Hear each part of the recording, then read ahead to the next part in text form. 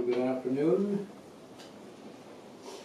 And for the next little while, if you could sit quietly and try to listen with some concentration.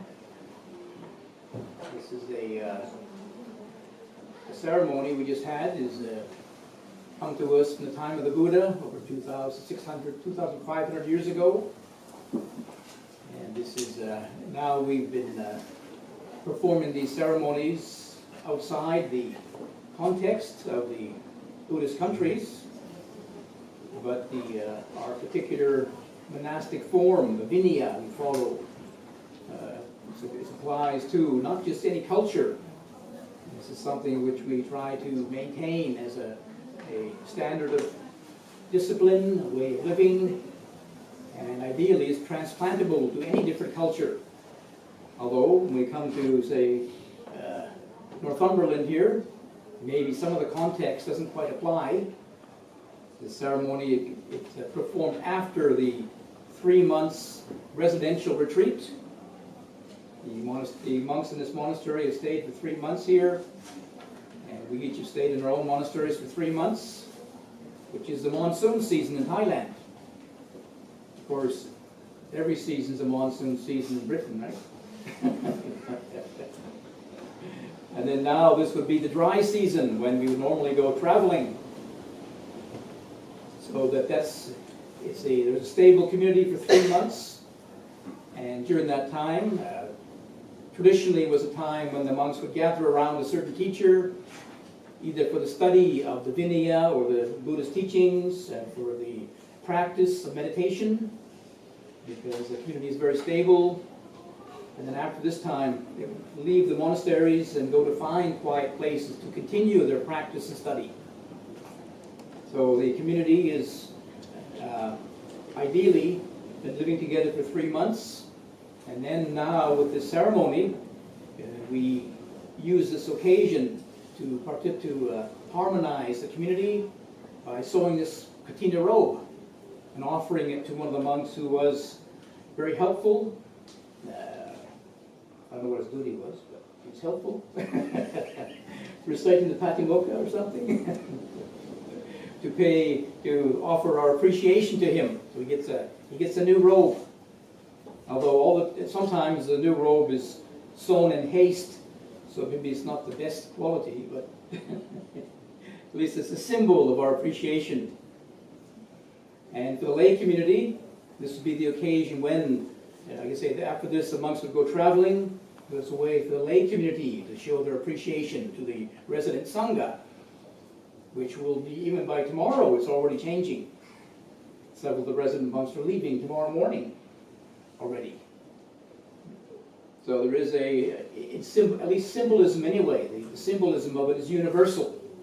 Be able to show appreciation, and it also supports one of the fundamental principles of the Buddhist teachings, practice of generosity, dana in the Pali language. This is one of the teachings which is very fundamental, not only to, say, the support of the Sangha.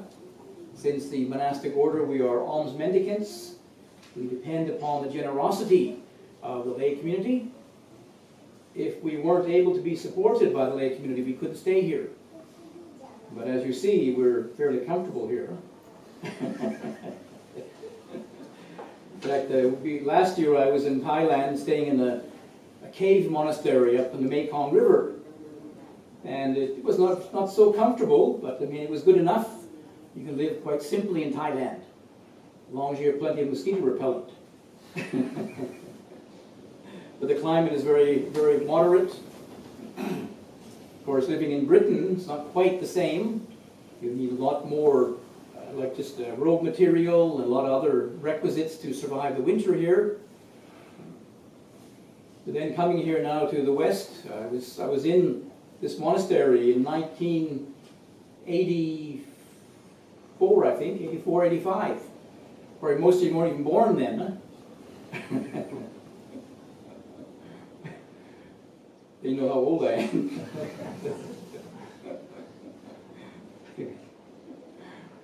But in those days, we didn't have this Dhamma hall here. We only had the one building, rented cottage. There are just a couple of monks here. Life is very simple. Some time for the Saturday evening talk. One person. But it was a good practice to talk to one person. So I got a little bit of practice. But I'm talking to myself, I guess.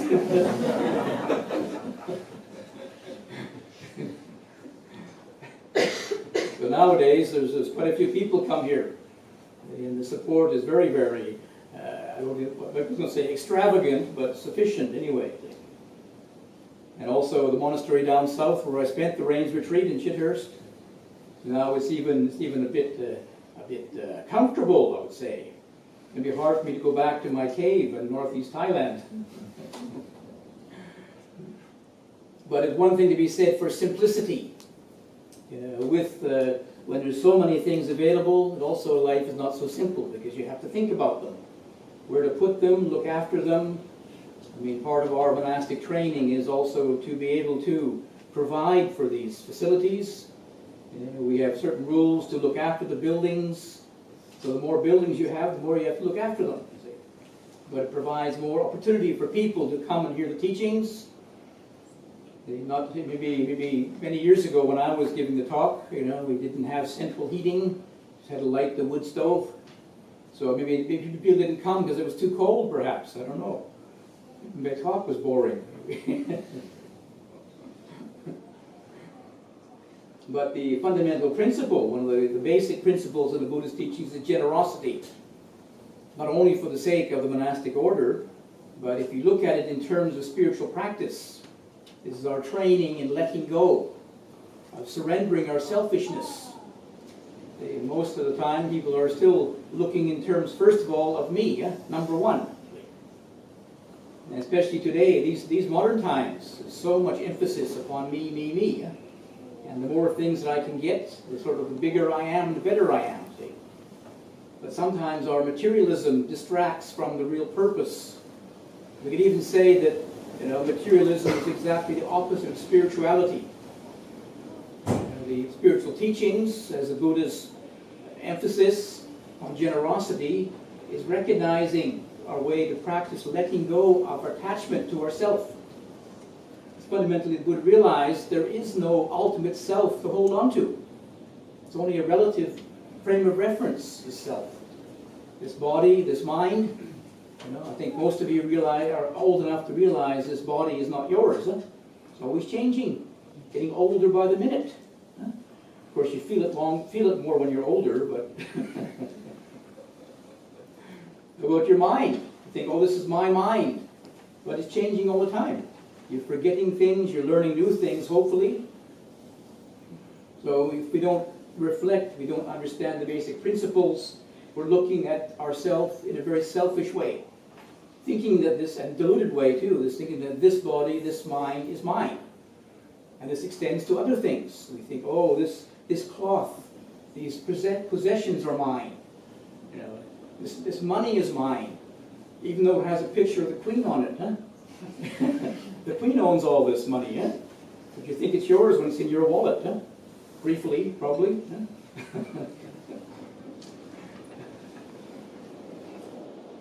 But the Buddha is pointing out to us a fundamental universal truth.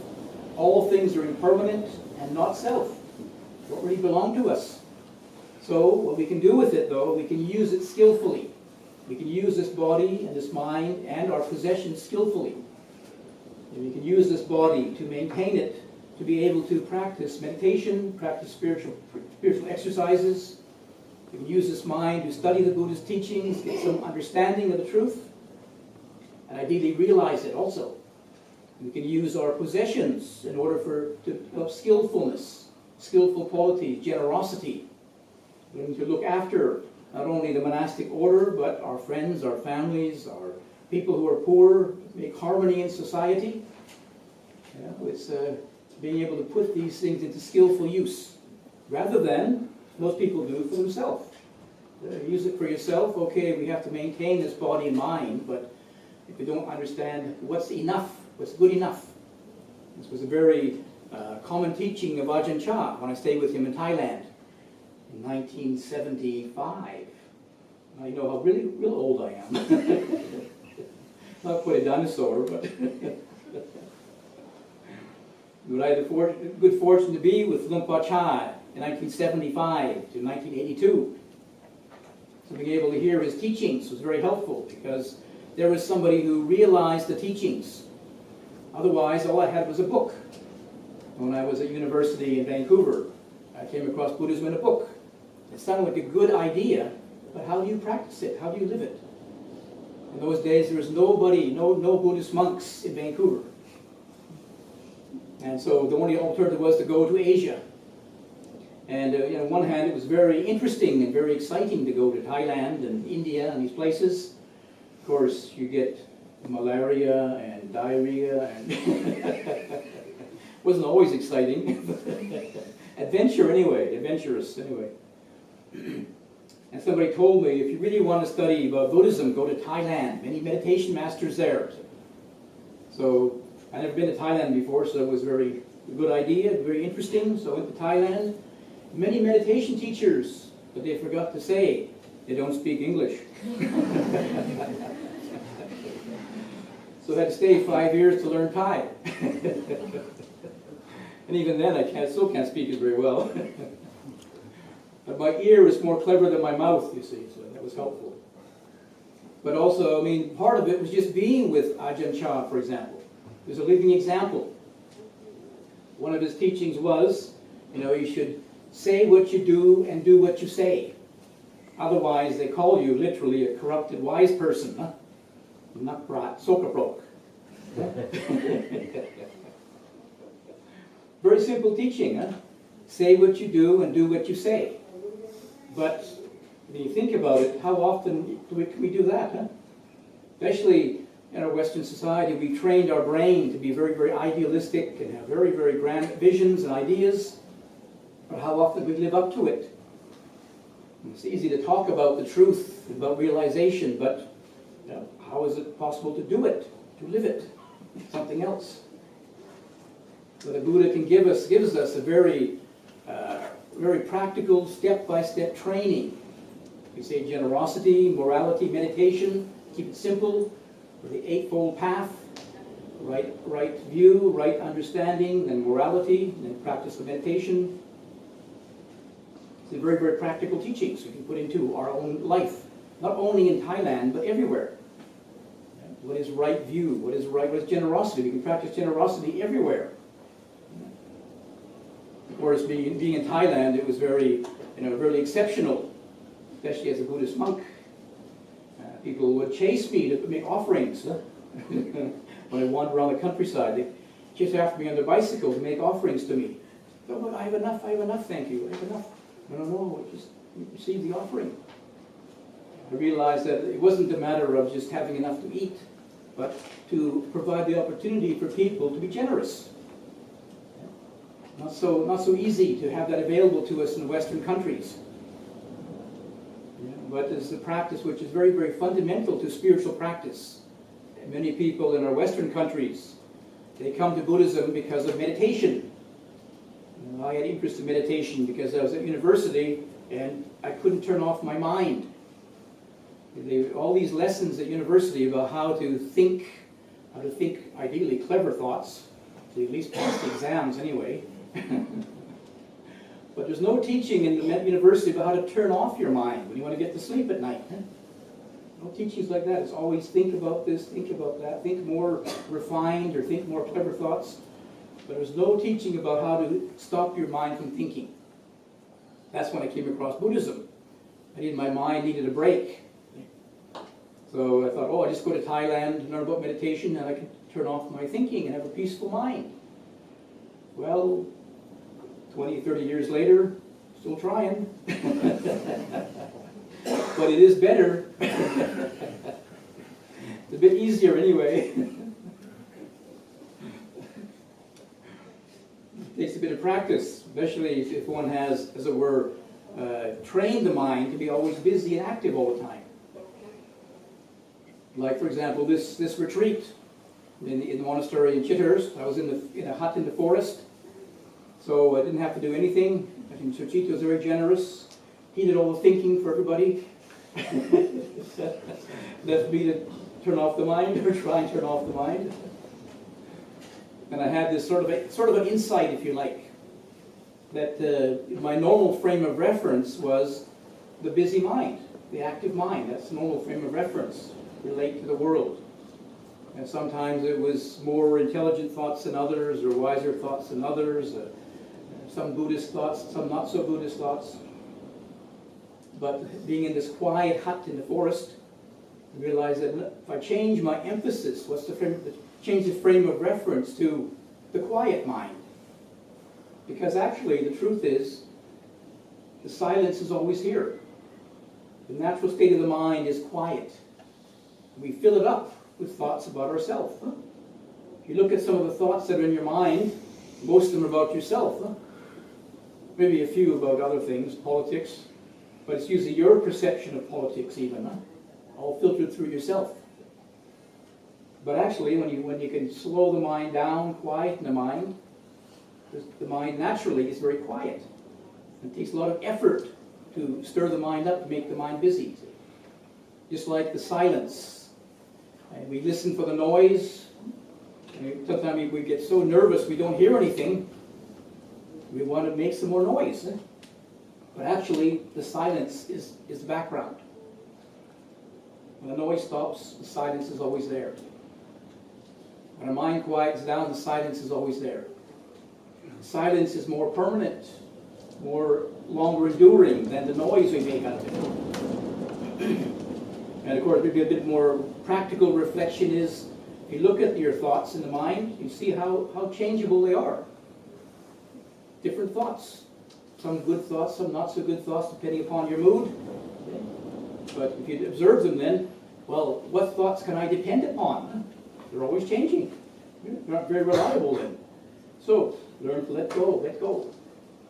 And fundamental to this is the practice of generosity.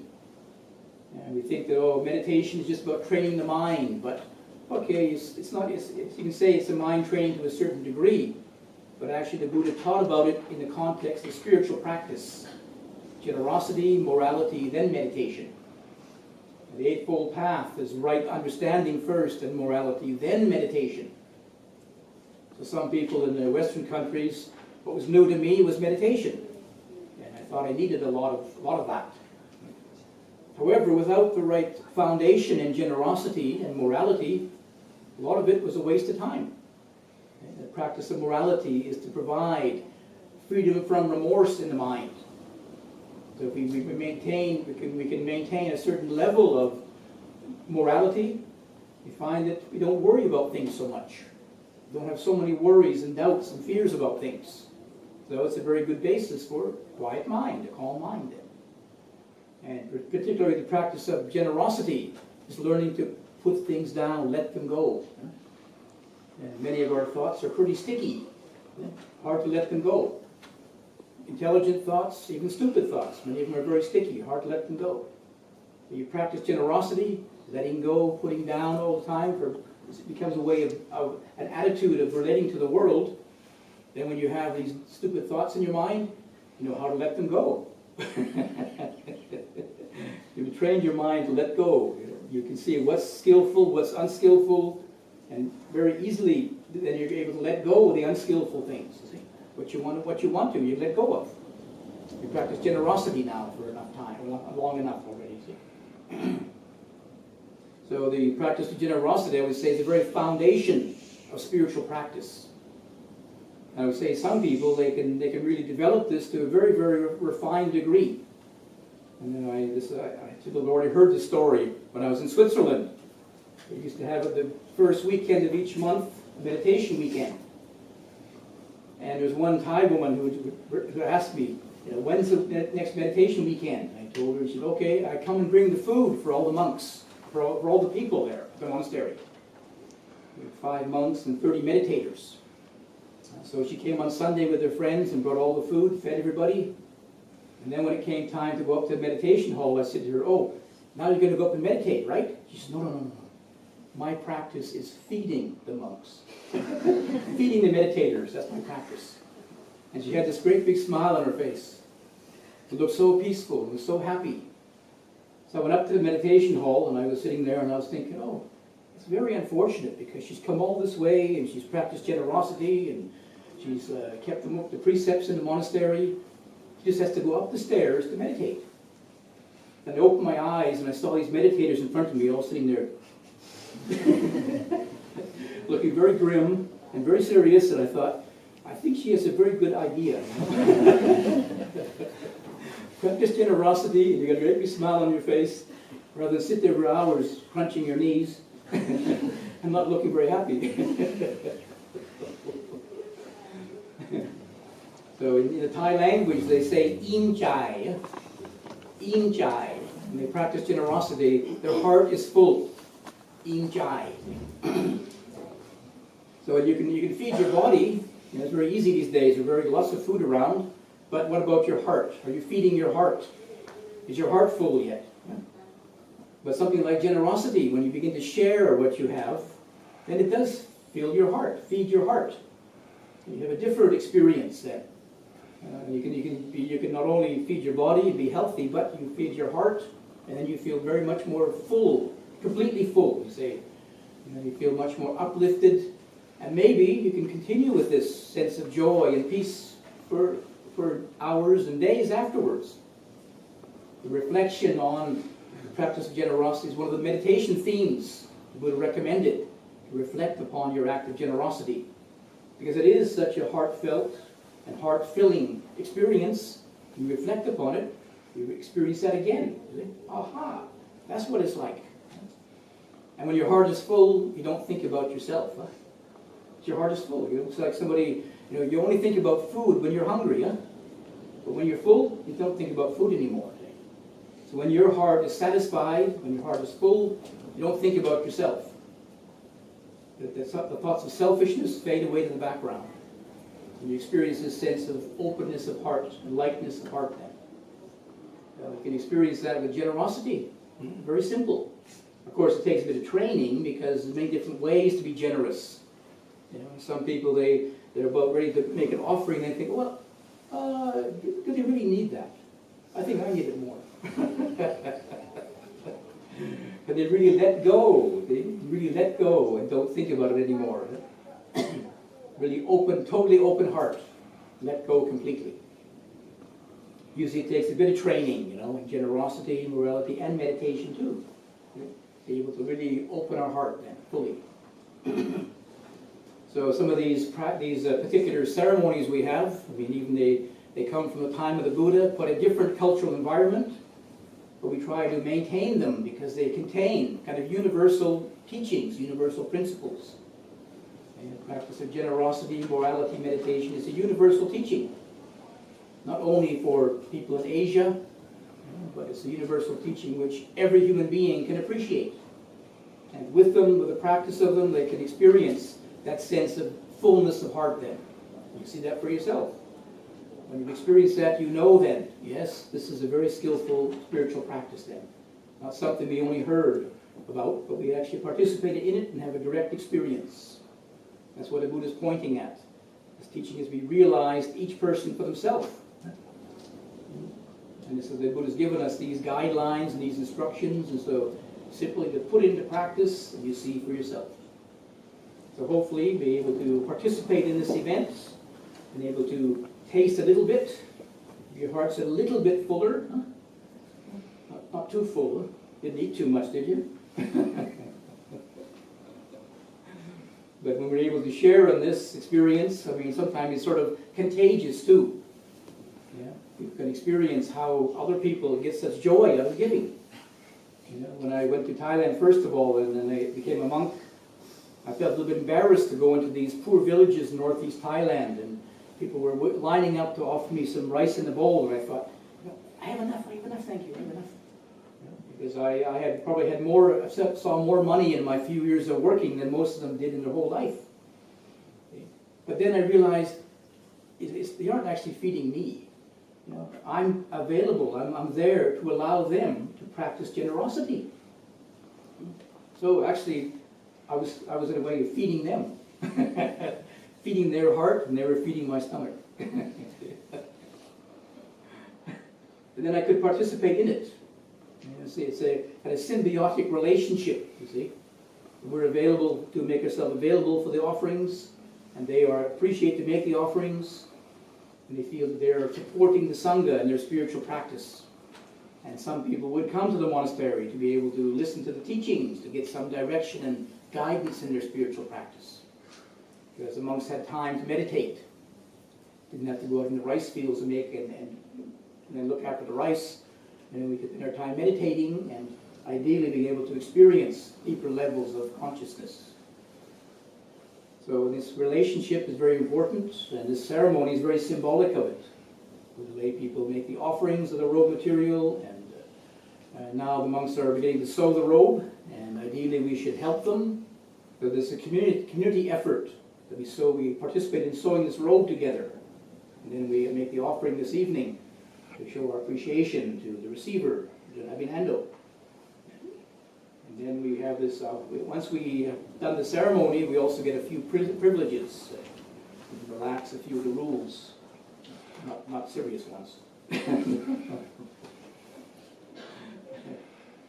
So even though these ceremonies, they come from different cultural environments, we try to maintain them and try to preserve them because they contain a lot of very, very important spiritual teachings within them. As long as we're able to understand what the purpose is, keep our focus on what the purpose is rather than the outside form of it. We can take a variety of forms, but be able to remember what the real purpose and what the real heart of it is. To be able to experience that sense of letting go, stepping outside your sense of self. So when you can do that, you really feel a sense of lightness. You know, our sense of self is very, very limited, and many times when you think about yourself, and all the problems that go with it, huh? Yeah. All the other things we have to pay all the bills and things, but yeah, no self, no bills. Not quite so easy. Don't be irresponsible, but so hopefully you'll be able to recognize the value of this practice, and may it be part of may you be able to integrate it into your regular practice, and be able to see the benefit of it for yourself. So I hope this is some useful teachings for you, and hope to be able to continue with this practice and reap the benefits for yourself. So I leave this for your reflection.